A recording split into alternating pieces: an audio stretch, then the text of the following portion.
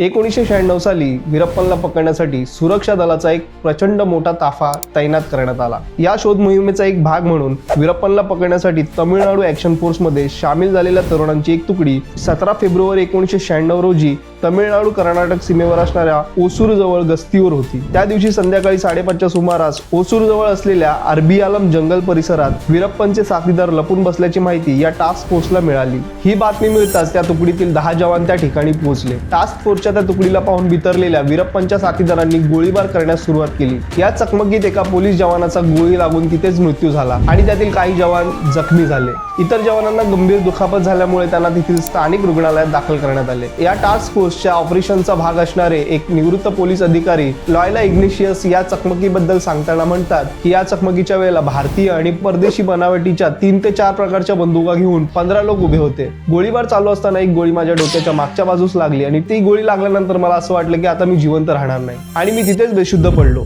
असंही Loyola igneous म्हणतात। Loyola यांना मैसूरच्या बसप्पा रुग्णालयात ऍडमिट करण्यात आले होते आणि तब्बल 3 दिवसानंतर ते शुद्धीवर आले होते। लॉयला इग्निशियस हे वयाच्या 32व्या वर्षी या टास्क फोर्समध्ये सामील झाले होते। त्यावेळी नुकतंच लग्न झालेले पोलीस दलातील जवान या स्पेशल टास्क फोर्समध्ये जायला नकार द्यायचे। लॉयला यांनी या टास्क फोर्समध्ये जायचा निर्णय घेतला तेव्हा त्यांच्या लग्नाला काहीच वर्ष झाली होती। 1997 साली झालेल्या चकमकीत लागलेली गोळी लॉयला इग्निशियस आजही आपल्या डोक्यात घेऊन जगत आहेत। लॉयला सांगतात की ती गोळी त्यांच्या कवटीच्या आरपार गेली होती आणि मेंदूजवळ जाऊन पोहोचली होती। त्यामुळे सुरुवातीला त्यांना प्रचंड वेदना होत होत्या। त्यांचं शरीर वैद्यकीय तपासण्यांना प्रतिसाद देत नव्हतं। त्यांच्यावर उपचार करणारे डॉक्टर असं सांगतात की ती गोळी बाहेर काढणं जोखमीचं ठरेल, त्यात त्यांचा जीवही जाऊ शकतो। लॉयला यांचं नशीब बलवत्तर म्हणून डोक्यात गोळी असून सुद्धा त्यांच्या मेंदूला थोडीशी इजा झाली नाही आणि हे पाहून डॉक्टरही थक्क झाले। अशी डोक्यात गोळी राहून एखाद्याचं जिवंत राहणं हे थक्क करणारं होतं आणि तितकंच दुर्मिळही। त्या झालेल्या चकमकीच्या वेळेला लॉयला यांची पत्नी ही 3 महिन्यांची गरोदर होती।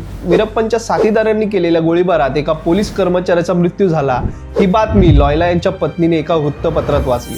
या गर्भवती पत्नीने आपल्या 1.5 वर्षाच्या बाळाला सोबत घेऊन सत्यमंगलम गाठलं। लॉयला यांच्या पत्नी हेलन ह्या सत्यमंगलमला आल्यानंतर त्यांना कळलं की आपले पती इथे नाही आहेत म्हणून। त्यानंतर त्यांनी तिथून म्हैसूर आणि नंतर चेन्नई गाठलं। तब्बल 3 दिवसाच्या प्रवासानंतर हेलन आणि लॉयला यांची भेट झाली। लॉयला यांना झालेल्या दुखापतीचा त्यांच्या पत्नीवर खूप परिणाम झाला होता असं लॉयला सांगतात। या झालेल्या दुखापतीमुळे त्यांना पुन्हा टास्क फोर्समध्ये येता आलं नाही। 1997 साली झालेल्या चकमकीत ग्रेड 1 कॉन्स्टेबल सेल्वराज यांचा मृत्यू झाला होता आणि त्याचबरोबर पोलीस अधीक्षक तमिळ सेल्वन, मोहन नवाज, रघुपती, एलंगोवन यांच्यासह इतर पोलीस कर्मचारीही जखमी झाले होते। लॉयला यांनी दुखापतीनंतर पुन्हा एकदा टास्क फोर्समध्ये रुजू होण्याची विनंती केली, परंतु वरिष्ठ अधिकाऱ्यांनी यासाठी नकार दिला। त्यानंतर लॉयला हे पोलीस उपनिरीक्षक म्हणून कामावर रुजू झाले। त्यानंतर त्यांना 2000 साली पोलीस निरीक्षक, 2010 मध्ये पोलीस उपअधीक्षक, नंतर 2014 मध्ये अतिरिक्त पोलीस अधीक्षक म्हणून बढती मिळाली। दुखापत झाल्यानंतर लॉयला यांनी डॉक्टरांनी सांगितल्याप्रमाणे सलग 10 वर्ष ती गोळ्या औषधं घेतली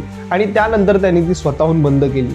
त्यानंतर 26 वर्ष तिरुनलवेली, रामनाथपुरम, शिवगंगाई, थुथुकुडी, चेन्नई, कृष्णगिरी अशा वेगवेगळ्या शहरांमध्ये त्यांनी सर्व्हिस केली। आता तिरुनलवेली येथे त्यांच्या कुटुंबासह ते समाधानी आयुष्य जगत आहेत असं त्यांनी सांगितलं आहे। या व्हिडिओतून तुम्हाला पुरेशी माहिती मिळाली असेल तर तुम्ही हा व्हिडिओ तुमच्या मित्रमैत्रिणीसोबत नक्की शेअर करा आणि माझ्या चॅनलला सबस्क्राईब करायला विसरू नका। धन्यवाद।